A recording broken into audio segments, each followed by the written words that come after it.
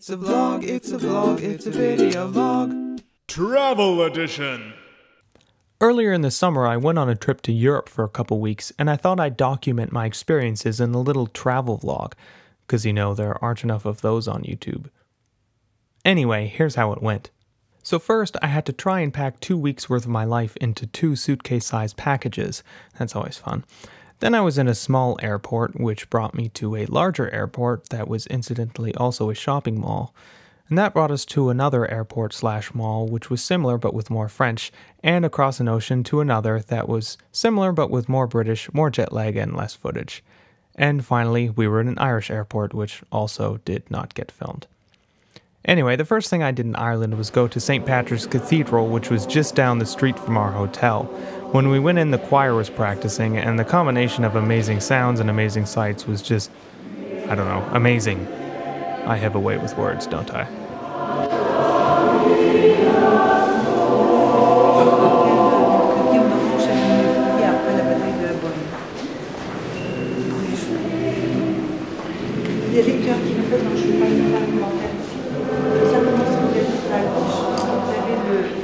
So we did a lot of other cool things in Dublin as well. I'll try to go through them all as best as I can.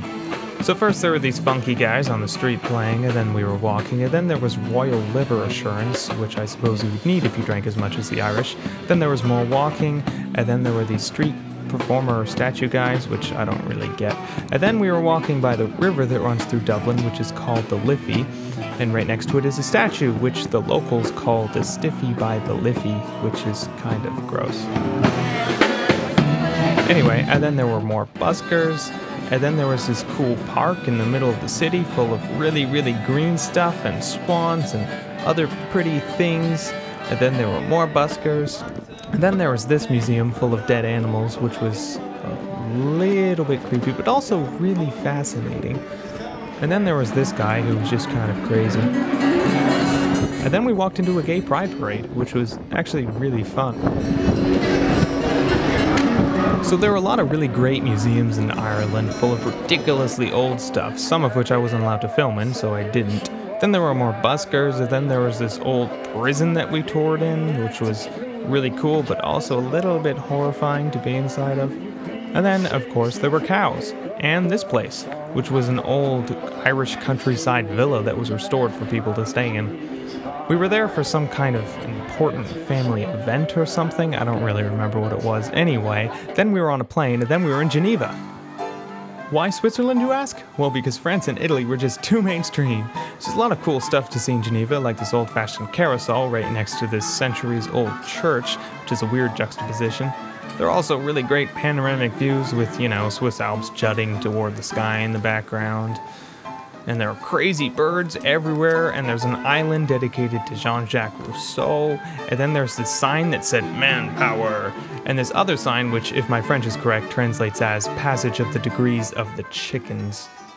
I wasn't quite sure what this guy was trying to do, but he was doing a pretty good job of it, so I decided to film him.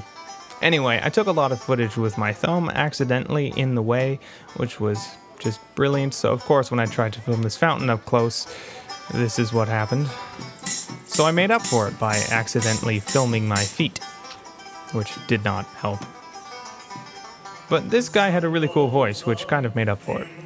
Not really, but you know. Among the really cool things we saw in Geneva was this archeological site which was sitting underneath a cathedral.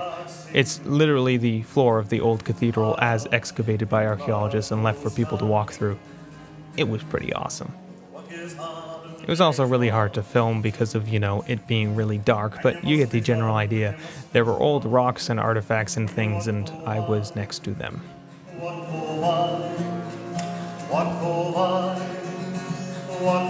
On top of that site was the actual cathedral, which is still there, and it was pretty similar to the one in Ireland, except bigger and a lot more Protestant.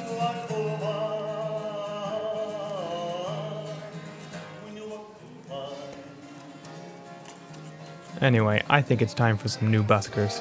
There we go.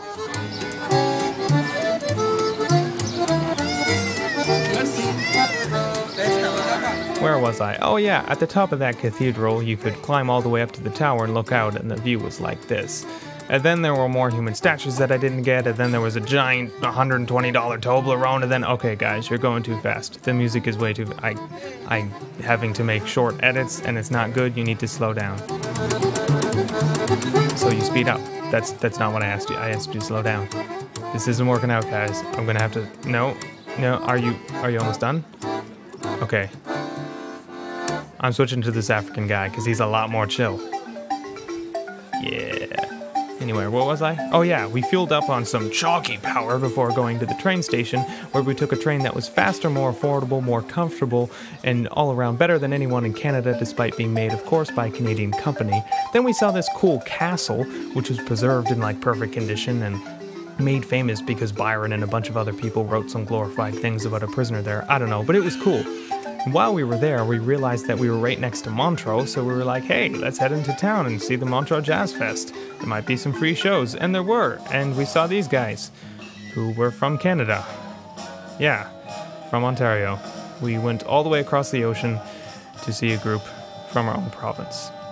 That's just great. Anyway, then we were on a plane over some mountains, and then our flight from Heathrow to Canada got delayed several hours.